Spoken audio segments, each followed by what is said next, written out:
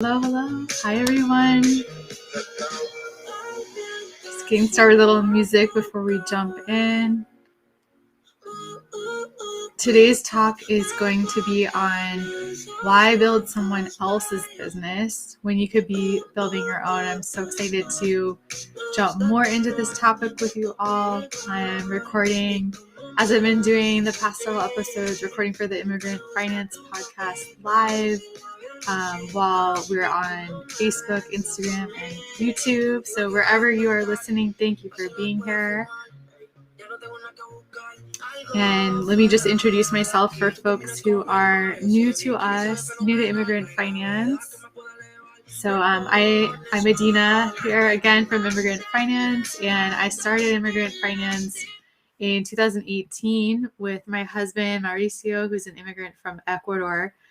We started Immigrant Finance because we went through several years of really struggling with finances and having no idea how to figure out the US financial system when he immigrated here from Ecuador. And we didn't know if he could do basic things like have a bank account or a credit card or invest. And it was really overwhelming and scary for us. There was really not that much information we could find anywhere on the internet on this topic. There weren't books about personal finance. There weren't, for immigrants, there weren't podcasts about personal finance for immigrants. So we've slowly been building the platform. I am also an immigration attorney in my day job at a nonprofit.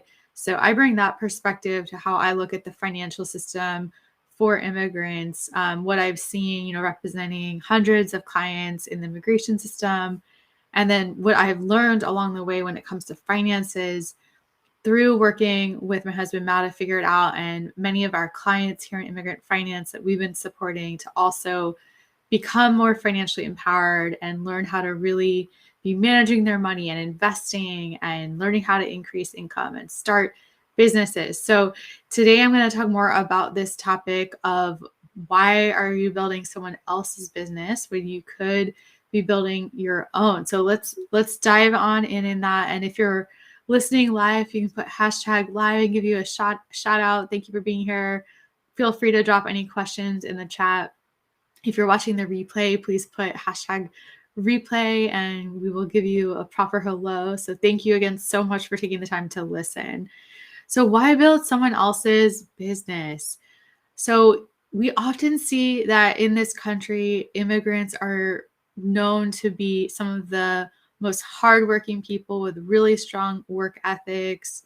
They're such loyal employees, right? Do such great work, really work hard. And often what ends up happening is all of the hard work is being done for someone else's business, right? It's to build someone else's wealth. And at a certain point, it's so important to be in integrity and have your values and be a good worker and a hard worker and feel good about the work you do every day, right? And be able to put food on your table. But you also have to think about what it's doing for you and your family and where that energy is going.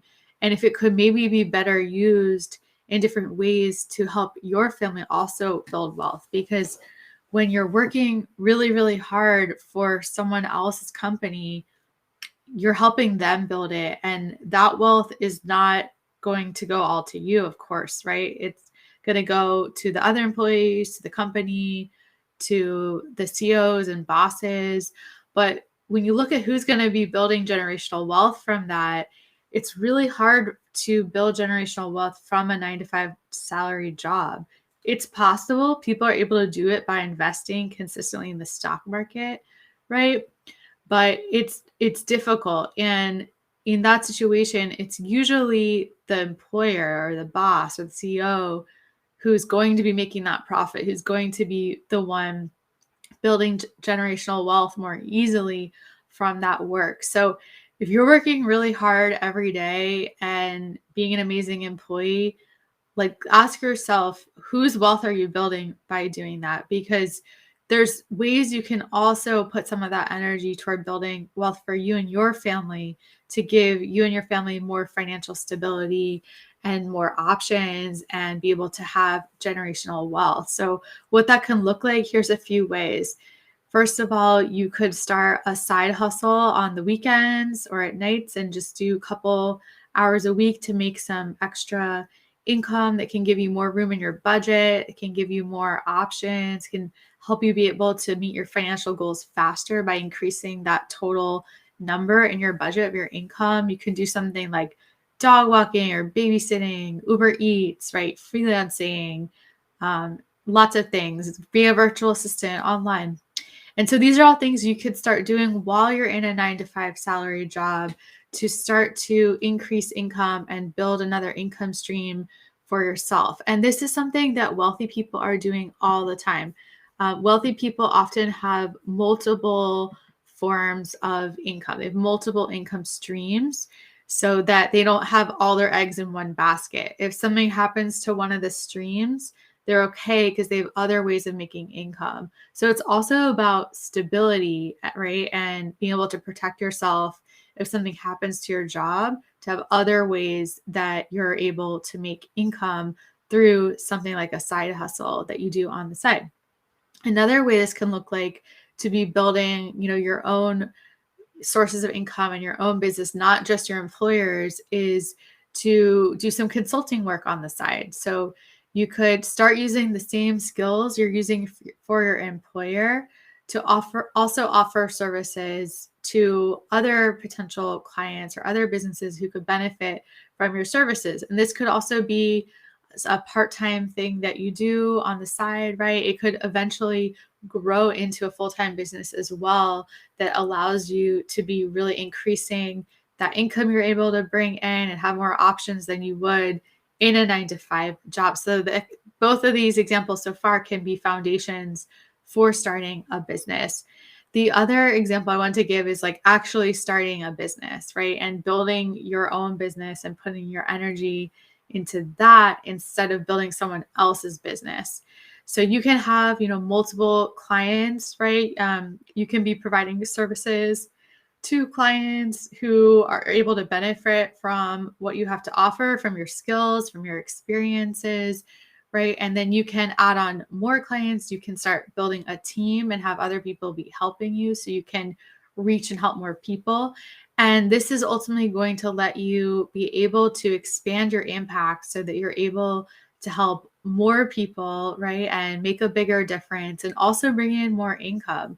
Because when you're in a 9 to 5 salary job, there's going to always be a cap to how much you can make. Even if you're able to get that promotion, right? At a certain point, there's only so far you can go in a 9 to 5 salary job. Whereas in a business, especially your own business, there's no cap on earning potential. There's always going to be infinite possibilities of how much you could be making. It's just a matter of scaling your business and growing it. And then the possibilities are really limitless. So I really encourage you to think about like, where is your time going? Whose business are you building? Is it yours or is it someone else's? And who's going to end up seeing the wealth from all that hard work you're putting in, you or someone else, right? And I'll give you some examples I wanted to share, like what this can look like. Some folks in our community who have been taking this really radical choice to build their own businesses in addition to or instead of doing their jobs and give them more options. So I'm thinking about one of our clients who was able to grow her business to the extent where she has the option to leave her job. In her job, she was getting, pretty low paid, probably something like close to minimum wage. And in her business, she's been able to really grow her number of clients and get referrals and is making a lot more money in her business than was ever possible in her 9 to 5 job.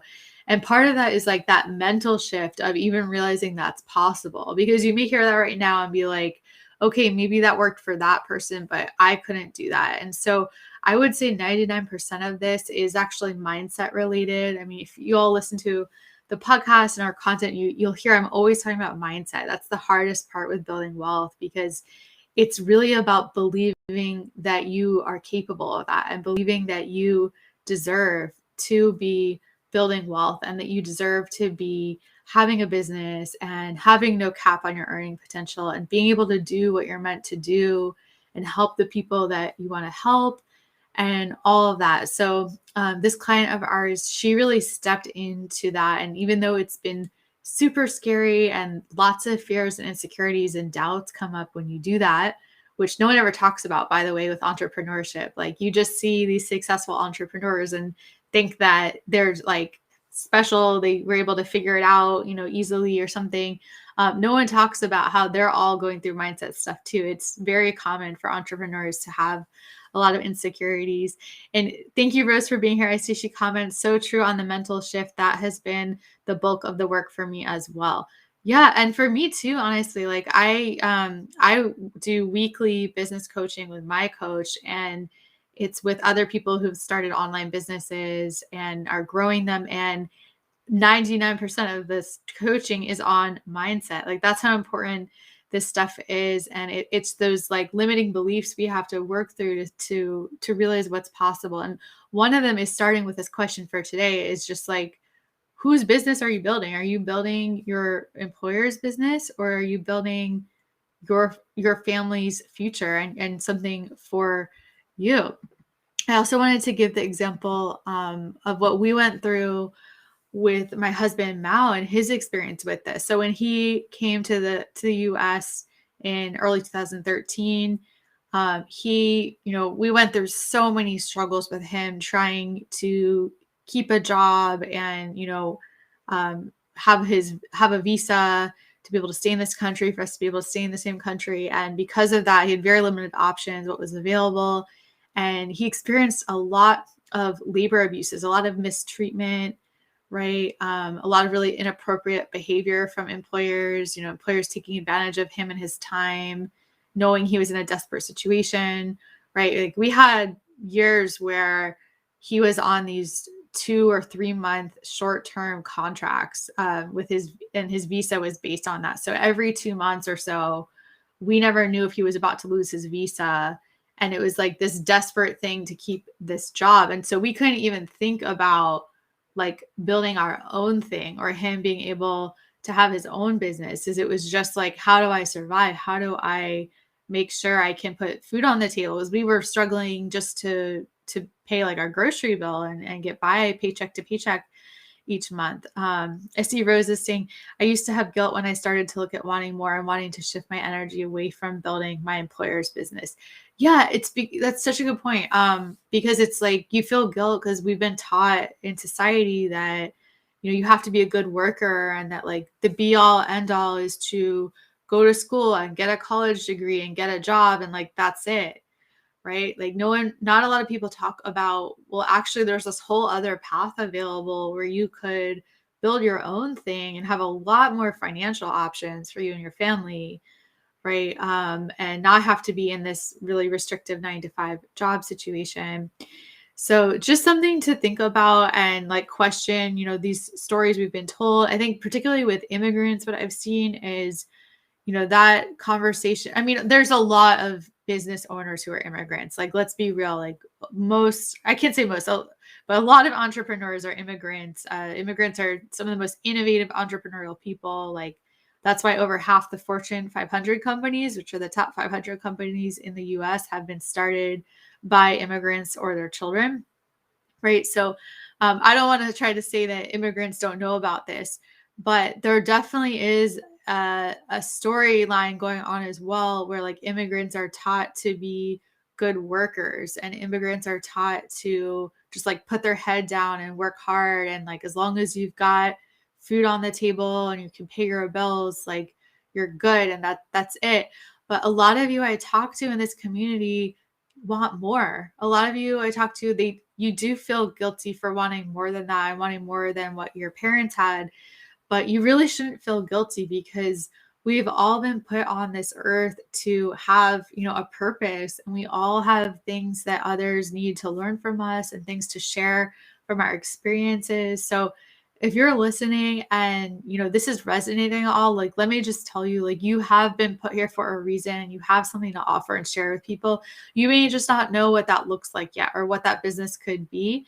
That's something that is my passion to help you figure out. So if you are not sure, book a consult with us at immigrantfinance.com. immigrant.com/console. I'll put the link in there for people who are watching online, and just, we can talk about it. I'm here to support you all and brainstorm. And I've never talked to someone where I couldn't help them figure out something they could do. There's always something you can do with your experiences that you've had that can help others, whether it's something really difficult you went through in your life, right? And you got through it. Either you got through it successfully and you can help teach others how to do that, right? Or maybe you didn't get through it successfully and you struggled a lot, but now that you're on the other side, there's certain things you wish you knew in the beginning that would have saved you a lot of pain or time or money or energy that you could share with people.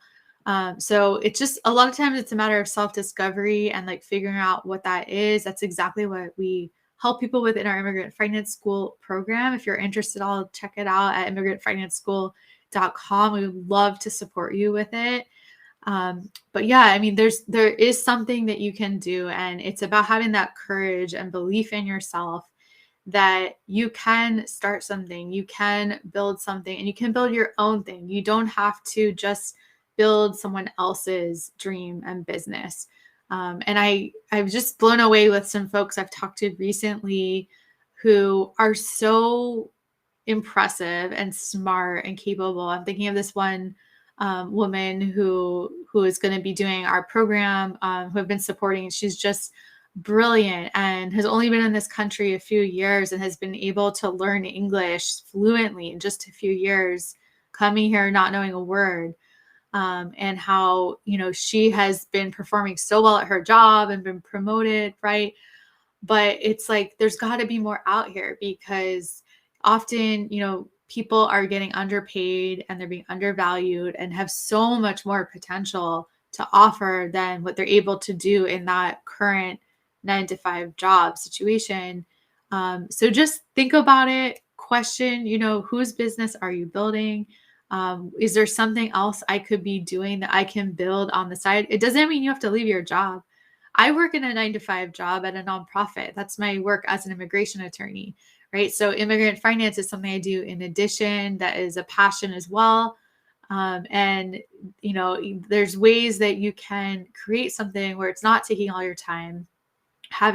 Especially with online business, you can have systems in place and software and automations that can help reduce a lot of the administrative work, so that you're able to show up and serve in the limited time that you have. So it doesn't mean you have to leave your job. You can still create something, but think about where your energy is going. Like, are you putting 110% of everything into this job and trying to be such a good worker and loyal and all that, when maybe they don't necessarily value you as much, or maybe they're underpaying you, right? Or maybe, they do value you, but just the reality of the business and capitalism, they could fire you at any moment. Like we saw during the pandemic, there were a lot of people who lost their jobs who weren't expecting to ever lose their job. We don't know what's going to happen in the future. And so it's also about having that stability of having additional options, so that, if something like that happens, you're going to be okay and your family's going to be okay, because you have other sources of income when you build, something for you as well. So I hope this was a helpful, quick talk about business and, just questioning whose business are you building? Where is all of that energy going? And, do you want more? If you do, it's okay. It doesn't make you a bad person. There's nothing wrong with wanting to reach your potential and make a bigger impact and help more people and be able to learn new skills and explore passions and hobbies. And this is what we're all meant to do, right? So if you're feeling like limited in your current career, job situation, if there's more you want to do, if you want to build something for you and your family as well, think about starting a business. It's one of the best ways as well to be building wealth. If you look at the people who have the most wealth in this country, almost all of them have some kind of business that's generating income. And some of the best wealth building strategies are about, having those multiple streams of income, and not just investing, but also having businesses to bring in income, or real estate properties that, you're able to rent out and make more money on, which is kind of a form of business as well, right? So I hope again this was helpful, and if I can support you in any way, please reach out. I'm here for you guys. I love talking to you all and helping you brainstorm and dream up what your potential business could be, because I really believe again that like everyone has a larger purpose. It's just a matter of finding what that is. So thank you and take care, everyone. Bye.